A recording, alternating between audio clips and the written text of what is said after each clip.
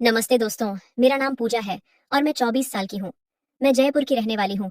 मेरा परिवार बिल्कुल साधारण है। घर में मेरी माँ, छोटा भाई और मैं रहती हूँ। पिताजी का 3 साल पहले देहांत हो गया था, जिससे घर की सारी जिम्मेदारी माँ और मेरे कंधों पर आ गई थी। माँ एक छोटे से क्लिनिक में नर्स का काम करती हैं। उनकी कमाई से किसी तरह घर का खर्चा चल रहा था। मैंने 19 साल की उम्र में अपनी 12वीं पूरी कर ली थी और तब से ही कोई अच्छी नौकरी ढूंढ रही थी। कई जगह इंटरव्यू दिए, लेकिन कहीं भी सफलता नहीं मिली। कभी तनख्वाह कम होती तो कभी काम के घंटे ज्यादा। मुझे लगने लगा था कि शायद किस्मत ही मेरा साथ नहीं दे रही है। एक शाम की बात है। मैं शहर के दूसरे छोर में एक इंटरव्यू देकर लौट रही थी। इंटरव्यू में फिर से नाकामयाबी मिली थी। दिल टूटा हुआ था। बस स्टॉप पर खड़ी थी। शाम के 6 बज रहे थे। आसमान में बादल छाए हुए थे और बारिश होने वाली थी। बसें आ तो रही थीं, लेकिन इतनी भरी हुई थी कि चढ़ना नामुमकिन था। अचानक एक सफेद रंग की कार मेरे सामने रुकी। शीशा नीचे हुआ और अंदर से एक सज्जन व्यक्ति ने पूछा, कहाँ जाना है? काफी देर से खड़ी देख रहा हूँ आपको। मैंने हिचकिचाते हुए जवाब दिया, नहीं, मैं बस का इंतजार कर रही हूँ। वो बोले, इतनी भीड़ में बस मिलना मुश्किल है। मैं वैजंतपुरा की तरफ जा रहा हूँ। उधर ही जाना है क्या? उन्होंने पूछा। मैंने सोचा, अब बारिश भी शुरू हो गई है। बस मिलने के चांस कम है और घर भी दूर है। थोड़ी देर सोचने के बाद मैंने कहा, हाँ, मुझे वैजंतपुरा के पास ही जाना है। अगर आपको कोई दिक्कत ना हो तो। बिल्कुल नहीं, आ जाइए, उन्होंने मुस्कुराते हुए कहा। मैं पीछे की सीट पर बैठ गई। वे मुझसे बात करने लगे और बोले, आप क्या करती हैं? मैंने बोला, अभी कुछ खास नहीं, नौकरी की तलाश कर रही हूँ। आज भी एक इंटरव्यू देकर आ रही हूँ। और कैसा रहा इंटरव्यू? उन्होंने पूछा। मैं बोली, अच्छा नहीं रहा। क्योंकि वे बोल रहे थे कि अनुभव की कमी है। फिर वे बोले, ओह, ये तो हर नए उम्मीदवार की समस्या होती है। अनुभव कहाँ से लाए, जब कोई काम ही न दे। रास्ते भर हम बातें करते रहे। मैंने उन्हें अपने परिवार के बारे में बताया, अपनी पढ़ाई के बारे में, और यह भी कि कैसे मुझे नौकरी की सख्त जरूरत है। उन्होंने ध्यान से सुना और मेरी बात समझी। जब मेरा घर आया, मैंने उन्हें रुकने के लिए कहा। उतरते समय मैंने धन्यवाद दिया। वे कुछ देर रुके और फिर अपनी जेब से एक कार्ड निकाला। ये मेरा बिजनेस कार्ड है। मैं राज शर्मा, एक आईटी कंपनी का मालिक हूँ। अगर आपको इंटरेस्ट हो तो कल सुबह मिलिए मेरे ऑफिस में। हमें एक फ्रंट डेस्क असिस्टेंट की जरूरत है। शायद हम आपकी मदद कर सकें। उन्होंने मुस्कुराते हुए कहा।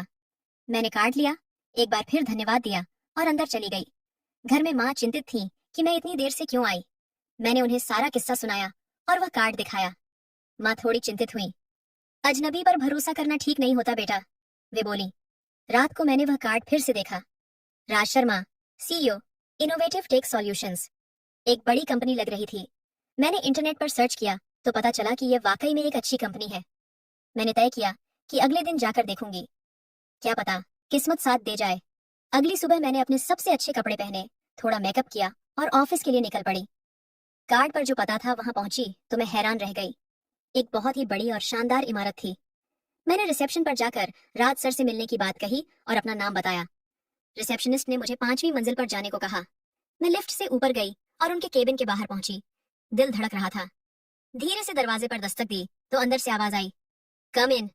मैं अंदर गई तो राज सर डेस्क पर कुछ फाइल्स देख रहे थे। मुझे देखकर वे मुस्कुराए। अरे पूजा, आ गई आप? बैठिए बैठिए। उन्होंने मुझे इशारा करके एक कुर्सी पर बैठने को कहा। मुझे थोड़ा अजीब लगा कि वे मेरा नाम याद रख पाए। फिर मैंने सोचा कि शायद रिसेप्शनिस्ट ने उन्हें बता दिया होगा। तो पूजा, आपने अपनी पढ़ाई के बारे में बताया था। क्या आप कंप्यूटर पर काम कर सकती हैं? बेसिक एएमएस ऑफिस आता है? उन्होंने पूछा। मैं बोली, जी हाँ सर। फिर वे बोले, बहुत अच्छा। देखिए, मैं आपको डायरेक्ट नौकरी नहीं दे सकता, लेकिन 1 महीने का इंटर्नशिप ऑफर कर सकता हूँ। आप सीखेंगी और अगर आपका काम अच्छा रहा तो हम आपको पक्की नौकरी दे देंगे। शुरुआत में 8,000 रुपये महीना मिलेगा। क्या यह आपको मंजूर है? उन्होंने प्रस्ताव रखा। मेरी आंखों में चमक आ गई। ये मेरे लिए एक सुनहरा मौका था। जी सर, मुझे ये बिल्कुल मंजूर है, मैंने उत्साहित होकर कहा। ठीक है, फिर कल से शुरू कर दीजिए। सुबह 9 बजे आ जाइएगा। हमारी एचआर रमा मैडम आपको सब कुछ समझा देंगी, उन्होंने कहा। मैं बहुत खुश थी। इतने दिनों की मेहनत के बाद आखिरकार कुछ तो मिला था। मैंने उनका धन्यवाद किया और घर लौट गई। घर पहुंचकर मैंने माँ को यह खुशखबरी सुनाई। वे भी बहुत खुश हुई। अगले दिन से मेरी नई जिंदगी शुरू हो गई। एचआर रमा मैडम ने मुझे सब कुछ समझाया। ऑफिस के नियम, मेरे काम के घंटे और मेरे कर्तव्य। मेरा काम ज्यादातर फ्रंट डेस्क पर फोन कॉल्स हैंडल करना, विजिटर्स को रिसीव करना और छोटे मोटे पेपर वर्क में मदद करना था। धीरे धीरे समय बीतता गया। 1 महीने में मैंने काफी कुछ सीख लिया था। राज सर कभी कभी मेरे काम की तारीफ भी करते थे, जिससे मेरा आत्मविश्वास बढ़ता था। पहले महीने के बाद उन्होंने मुझे पक्की नौकरी दे दी और सैलरी भी बढ़ाकर 12,000 रुपए कर दी। ये मेरे लिए बहुत बड़ी बात थी।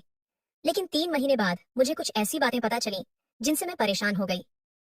ऑफिस की एक लड़की अंजलि ने मुझे बताया कि मेरे पद पर पहले भी कई लड़कियां आ चुकी हैं, लेकिन कोई भी ज्यादा दिन नहीं टिकती। वह बोली, राज सर की नजर हमेशा से ही नई और खूबसूरत लड़कियों पर रहती है। वे पहले तो बिल्कुल शरीफ बनते हैं, फिर धीरे धीरे अपना असली रंग दिखाते हैं। मुझे उसकी बात पर विश्वास नहीं हुआ। राज सर ने मेरे साथ हमेशा अच्छा व्यवहार किया था, कभी भी कोई ऐसी हरकत नहीं की थी जिससे मुझे अच्छा न लगे। मैंने अंजलि की बातों को नजरअंदाज कर दिया और अपने काम में लगी रही। एक शनिवार को ऑफिस में छुट्टी थी, लेकिन राज सर ने मुझे फोन करके कहा कि कुछ जरूरी काम है, जल्दी से आ जाओ। मैंने सोचा जरूर कोई महत्वपूर्ण मीटिंग होगी। मैं तैयार हुई और ऑफिस के लिए निकल गई। उस दिन मौसम बहुत खराब था। आसमान में काले बादल छाए हुए थे और तेज हवाएं चल रही थीं। मैं स्कूटी पर सवार होकर ऑफिस की ओर चल पड़ी। रास्ते में अचानक बारिश शुरू हो गई। मैंने एक दुकान के नीचे रुककर बारिश रुकने का इंतजार किया, लेकिन बारिश और तेज होती जा रही थी। मैंने सोचा कि ऑफिस ज्यादा दूर नहीं है, इसलिए बारिश में ही चल पड़ी। जब मैं ऑफिस पहुंची तो पूरी भीग चुकी थी। मेरे बाल, कपड़े सब गीले थे। मैं लिफ्ट से सीधे राज सर के केबिन में गई। राज सर अपने केबिन में थे। मुझे इस हालत में देखकर वे चिंतित हो गए।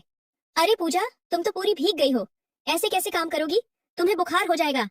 मैं वहीं खड़ी थी, पानी टपकता हुआ। राज सर ने अपना कीबोर्ड साइड में रखा और अलमारी से एक तौलिया निकाला। ये लो, रेस्ट रूम में जाकर सर सुखा लो। मैंने तौलिया लिया और रेस्ट रूम में चली गई। मेरे कपड़े पूरी तरह भीगे हुए थे। मैंने अपने बाल सुखाए और थोड़ा ठीक किया, लेकिन कपड़े तो गीले ही थे। रेस्ट रूम से निकली तो देखा ऑफिस में सिर्फ राज सर और मैं ही थे। सर बोले, अंदर जो गेस्ट रूम है वहां गर्म हवा वाला पंखा है, अगर चाहो तो वहां जाकर कपड़े थोड़े सुखा सकती हो। मैं गेस्ट रूम में गई। वहां एक गर्म हवा वाला हीटर था। मैंने उसे चालू किया और अपने कपड़ों को फैलाया ताकि वे जल्दी सूख जाएं। मैंने अपनी शर्ट उतारी और सिर्फ तौलिया ऊपर लपेट लिया। शर्ट को हीटर के सामने टांग दिया। मैं वहीं बैठी अपने कपड़ों के सूखने का इंतजार कर रही थी। अचानक दरवाजे पर दस्तक हुई। मैं घबरा गई। पूजा, मैं हूँ। एक इम्पोर्टेंट फाइल अंदर रखी है, मुझे जरूरत है। राज सर की आवाज थी। मैंने तौलिया अच्छे से लपेटा और दरवाजा खोला। राज सर ने मुझे नीचे से ऊपर तक देखा। उनकी नजरों में कुछ अजीब सा था जिससे मुझे असहज महसूस हुआ। मैं नजरें झुकाए खड़ी रही। वे अंदर आए और अलमारी से एक फाइल निकाली। जाते समय वे मेरे सूखते कपड़ों को देखते रहे, फिर बोले, कपड़े सूखने में समय लगेगा, हमें काम भी करना है। तौलिया लपेट कर ही आ जाओ केबिन में, यहाँ कोई नहीं है देखने वाला। मेरा दिल धड़कने लगा, पर मैं क्या करती? मीटिंग की तैयारी करनी थी। बड़ी हिचकिचाहट के साथ मैं तौलिया लपेटकर बाहर आई और उनके केबिन में गई। राज सर सोफे पर बैठे थे, लैपटॉप खोले हुए। उन्होंने बिना मेरी तरफ देखे कहा, इधर आओ और बैठ जाओ, हमें प्रेजेंटेशन बनाना है। मैं धीरे से उनके बगल में बैठी और लैपटॉप की स्क्रीन देखने लगी। मैं बार बार तौलिए को ठीक कर रही थी, कहीं वह खुल न जाए। मेरा सारा ध्यान प्रेजेंटेशन की बजाय तौलिए पर था। फिर अचानक राज सर की टांग मेरी टांग से छू गई। शरीर में जैसे बिजली दौड़ गई, पर मैं हिली भी नहीं। मेरी चुप्पी को शायद उन्होंने अपनी जीत समझा, क्योंकि अगले ही पल वे और भी पास सरक आए। मेरे अंदर एक अजीब सा कंपन होने लगा, डर, बेचैनी और कुछ अनजाना सा एहसास जिसे मैं समझ नहीं पा रही थी। करीब आधे घंटे तक प्रेजेंटेशन पर काम करने के बाद राज सर ने अपना लैपटॉप बंद किया और मुस्कुराते हुए कहा, आज तो सिर्फ हम ही हैं कंपनी में, कुछ पीने का मन है? क्यों ना तुम कैंटीन से कॉफी बना लाओ। मैं तुरंत उठ गई और कैंटीन की ओर चल दी। अपने दिमाग में उथल पुथल को शांत करने की कोशिश कर रही थी। कॉफी बनाते समय मेरे हाथ कांप रहे थे। बार बार अंजलि की कही बातें याद आ रही थीं। जब मैं कॉफी लेकर केबिन में वापस पहुंची तो वहां कोई नहीं था। कॉफी मग टेबल पर रखकर मैंने इधर उधर देखा। तभी मेरी नजर अंदर के गेस्ट रूम की ओर गई। मैं गेस्ट रूम की ओर बढ़ी, जहां मैंने अपने कपड़े सूखने के लिए रखे थे। दरवाजा थोड़ा खुला था। जैसे ही मैंने अंदर झांका, मैं हैरान रह गई। राज सर मेरे कपड़ों को हाथ में लिए खड़े थे और वो कुछ अजीब तरह से मेरे कपड़ों को सूंघ रहे थे। ऐसे सूंघ रहे थे जैसे वो उसमें खो गया हो। मेरे दिल की धड़कन तेज हो गई। मैं जल्दी से वापस सोफे पर बैठ गई और आवाज लगाई, सर, कॉफी तैयार है। राज सर तुरंत बाहर आए। वे अपना फोन हाथ में लिए थे और कुछ टाइप कर रहे थे। अरे वाह, बिल्कुल सही समय पर आई है कॉफी, उन्होंने मेरे बगल में बैठते हुए कहा। मेरा दिल जोरों से धड़क रहा था, हाथों में पसीना आ गया था। मैंने कांपते हाथों से कॉफी का मग ही उन्हें पकड़ाया। हम दोनों चुपचाप कॉफी पीने लगे। अचानक राज सर बोले, पूजा, तुम बहुत खूबसूरत हो। मैं कुछ बोल न सकी, बस हल्के से मुस्कुरा दी। मेरा चेहरा शर्म से लाल हो गया था। राज सर ने अपना कॉफी मग टेबल पर रखा और धीरे से अपना हाथ मेरी टांग पर रख दिया। मैंने झटके से अपनी टांग पीछे खींच ली। क्या हुआ पूजा, डर गई? उन्होंने मुस्कुराते हुए पूछा। मैं चुप रही। मेरा दिमाग तेजी से सोच रहा था कि यहाँ से कैसे निकलूं। वे और पास सरक आए। मेरा दिल इतनी तेजी से धड़क रहा था कि मुझे लगा सीने से बाहर निकल जाएगा। उन्होंने मेरा हाथ अपने हाथों में ले लिया और बोले, पूजा